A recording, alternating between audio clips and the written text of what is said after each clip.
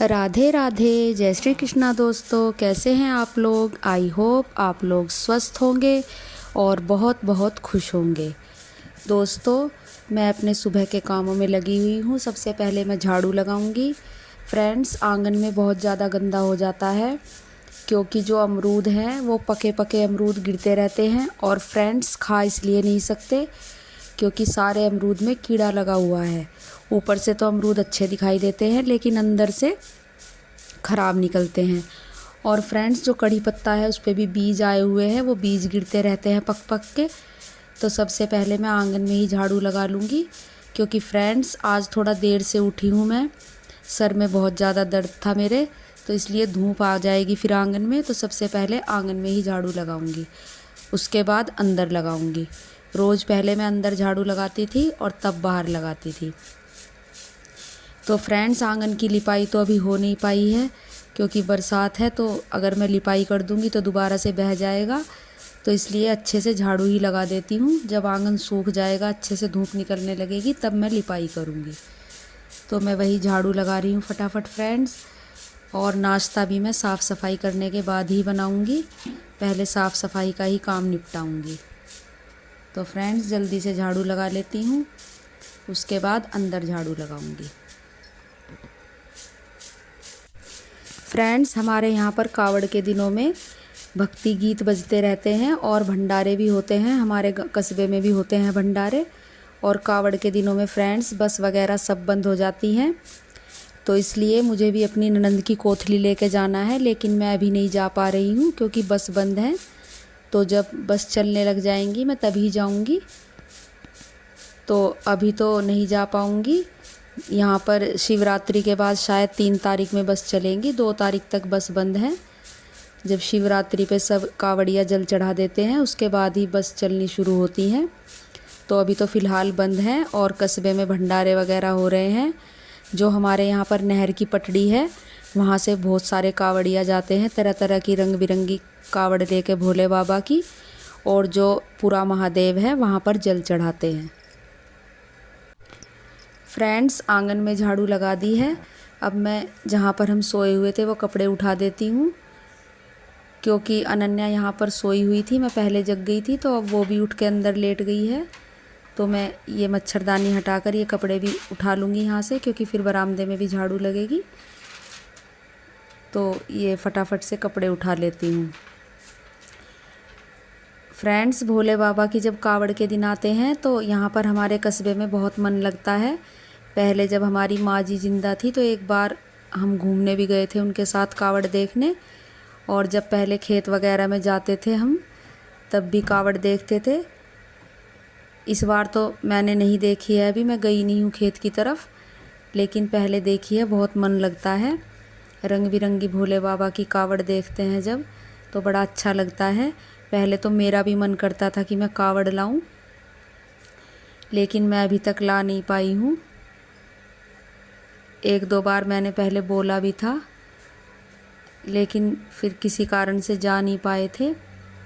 तो फ्रेंड्स, इन दिनों में बहुत मन लगता है, हर तरफ भोले बाबा के भजनों की धूम मची रहती है। पहले ज़माने में तो कावड़ लेने 1-2 ही बहुत कम लोग जाते थे, लेकिन अब तो काफ़ी लोग जाते हैं और तरह तरह की कावड़ लाते हैं। इस बार तो जो शहीद वीर हैं उनके लिए भी कावड़ ला रहे हैं लोग, तिरंगा कावड़ बोलते हैं शायद उनको। मैंने देखा था न्यूज़ चैनल पर, तो बहुत मन लगता है और बहुत धूमधाम रहती है इन दिनों में। तो फ्रेंड्स, आप भी कमेंट करके मुझे ज़रूर बताइएगा कि आप लोगों के घर में भी क्या कोई कभी कावड़ लाया है। फ्रेंड्स, मैंने आंगन में तो झाड़ू लगा दी थी, अब मैं इस पूजा वाले कमरे से स्टार्ट करूँगी झाड़ू लगाना। अंदर की जो झाड़ू है, और तो यहीं से ही शुरू कर दूँगी और फिर बाकी सारे में लगा लूँगी। तो पूजा वाले कमरे में मैंने लगा दी है झाड़ू, और इसके बाद बरामदे में लगाऊंगी और फिर बाकी के कमरों में। यहाँ पर मैं बरामदे में आ गई हूँ झाड़ू लगाने, और बरामदे के बाद फिर किचन में लगाऊंगी और फिर बड़े वाले कमरे और स्टोर में। तो फ्रेंड्स, व्लॉग में कंटिन्यू बने रहिए और कमेंट करके हमें बताइए कि आप लोगों में से कौन कौन सावन के सोमवार का व्रत रखते हैं, और आपके घर में से क्या कोई कावड़ लेने भी गया है। कमेंट करके मुझे ज़रूर बताइएगा। और भोले बाबा आप सब लोगों की मनोकामना पूरी करें, सब पर अपनी कृपा बनाए रखें। हम तो यही चाहते हैं कि सब खुश रहें। तो आप लोग भी दुआओं में हमें याद रखिए और भगवान आपको भी हमेशा खुश रखे।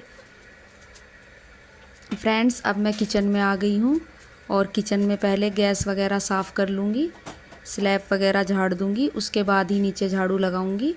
क्योंकि फिर अगर झाड़ू लगाने के बाद स्लैब वगैरह झाड़ते हैं तो ऊपर से थोड़ा बहुत जो आटा वगैरह या कुछ बिखरा रहता है तो वो नीचे दोबारा से गिर जाता है। तो मैंने ये साफ़ कर ली है स्लैब वगैरह, अब मैं झाड़ू लगा लूँगी। फ्रेंड्स, हमारे यहाँ पर गर्मी बहुत ज़्यादा पड़ रही है, जो उमस वाली गर्मी होती है इन दिनों वो पड़ रही है। तो बहुत ज़्यादा गर्मी लगती है और ख़ास तौर पे झाड़ू लगाते समय और खाना बनाते समय तो बहुत ही ज़्यादा गर्मी लगती है। बाकी के काम तो फिर भी चलते फिरते हो जाते हैं। जब से फ्रेंड वॉशिंग मशीन ली है तब से कपड़े धोने में तो थोड़ा आराम हो गया है, नहीं तो पहले तो घंटों घंटों बैठकर ही चौकी पर कपड़े धोने पड़ते थे। अब फ्रेंड्स, मैं बड़े कमरे में आ गई हूँ, यहाँ पर चद्दर वगैरह बिछा के ये, और तब झाड़ू लगाऊंगी सिंगवा के। तो फ्रेंड्स, मैं आपको बता रही थी कि जब से कपड़े धोने की मशीन आई है तब से कपड़े धोने का तो आराम हो गया है, लेकिन अब मैं 4-5 दिन में मशीन लगाती हूँ। पहले डेली धोती थी हाथ से, क्योंकि डेली तो इतने सारे नहीं धुल पाते थे। अब तो 2-3 तार भर के एक साथ ही धो देती हूँ, क्योंकि बस झकोलने की मेहनत मान लो, धोने में अब मेहनत नहीं लगती है। पहले तो घंटों घंटों चौकी पर बैठकर कपड़े धोने पड़ते थे और फिर उन्हें झकोलने पड़ते थे। तो फ्रेंड्स, कमर बहुत दुखने लगती थी, कमर बहुत ज़्यादा दर्द करती है मेरी अब भी, क्योंकि मैंने काफ़ी भारी भारी कपड़े भी हाथ से ही धोए हैं। और 2-4 साल से तो समरसेविल हो गया है, लेकिन पहले नल का ही खींचकर मुझे सारे कपड़े झकोलने पड़ते थे। तो पहले कपड़े धोती थी बैठकर, फिर नल से पानी खींचती थी सारा, और उसके बाद झकोल के तब फैलाती थी। और बहुत भारी भारी कपड़े तो 4-4, 5-5 टब पानी खींचकर जब झकोलने पड़ते थे। तो फ्रेंड्स, कमर में तो मेरी बहुत ज़्यादा दर्द रहता है, और जगह से मैं इतनी ज़्यादा बीमार नहीं हूँ, लेकिन कमर बहुत ज़्यादा दर्द करती है। कमर से तो मेरे से एक जगह ज़्यादा देर तक बैठा भी नहीं जाता है। और फ्रेंड्स, पता नहीं मेरी नाप भी कैसे हो गई थी, नाप मेरी पकी पड़ी है एक जगह ही, मतलब अपनी जगह पर नहीं रहती है, अलग ही हटी हुई है। और मैंने 1-2 बार ठीक भी करवाई है, तो ठीक नहीं होती है, दोबारा से वहीं सरक जाती है। फ्रेंड्स, झाड़ू मेरी कंप्लीट हो गई है, अब मैं पोछा लगा रही हूँ। पोछा मैं वाइपर से ही लगाऊंगी। तो फ्रेंड्स, फटाफट से पोछा लगा लेती हूँ, फिर उसके बाद किचन में खाना भी बनाना है। दोपहर का नाश्ता तो मैंने झाड़ू लगाने के बाद बना लिया था, और अब दोपहर का खाना बनेगा। तो फटाफट से सारा पोछा निपटा लेती हूँ। कपड़े तो आज धुलेंगे नहीं, कपड़े तो मैंने कल परसों धोए थे, तो आज नहीं धोऊंगी, थोड़े से हैं, थोड़े और इकट्ठे हो जाएंगे तब धोऊंगी, क्योंकि मशीन में फिर अच्छी तरह से सर्फ सारा यूज़ नहीं हो पाता है। तो फ्रेंड्स, ये नाश्ते के बर्तन हैं, ये वॉश कर लेती हूँ पहले, और उसके बाद खाना बना लूँगी। तो आप ब्लॉग में बने रहिए फ्रेंड्स। आज मैं खाने में भिंडी की सब्ज़ी बनाऊँगी और रोटी बनाऊँगी, और साथ में दही। तो फ्रेंड्स, ब्लॉग में कंटिन्यू बने रहिए आप। मैं फटाफट से बर्तन वॉश कर लेती हूँ। फ्रेंड्स, जो आंगन में पपीते के पेड़ लगे हुए थे वो सारे सूख सूख के अपने आप ही पुराने होकर और टूट टूट कर गिर रहे हैं। जो बाथरूम के पास था वो तो मैंने कूड़ा गाड़ी में डाल दिया था, लेकिन पता नहीं अब क्यों कई दिन से हमारे यहाँ पर कूड़ा गाड़ी नहीं आई है। क्योंकि ये जो हमारे यहाँ पर 3-4 घर हैं हमारी लाइन में, उसमें से हम ही कूड़ा डालते थे, बाकी कोई नहीं डालता था, क्योंकि सबके पशु हैं तो कूड़ा गोबर के साथ खेत में ही चला जाता है। तो फ्रेंड्स, वो और भी पपीते टूट टूट कर गिर गए हैं। एक तो करेले की बेल पर ही गिर गया है सूख के टूट के, उसे भी उठा के रखूँगी मैं। और फ्रेंड्स, घिया की बेल अच्छी खासी चल रही थी, लेकिन पता नहीं उसमें आगे की तरफ जहाँ फुलंग है उसकी, उसमें पता नहीं क्या हो गया है, वो वहीं रुक गई है, उसकी ग्रोथ वो आगे बढ़ ही नहीं रही है। और करेले पे तो 1-2 बार छोटे छोटे करेले लगे हैं, 4-5 करेले, वो तो मैंने बना लिए हैं, लेकिन घिया पे कुछ भी नहीं लगा है अभी। फ्रेंड्स, लंच रेडी हो चुका है। लंच में मैंने भिंडी की सब्ज़ी और रोटी बनाई है।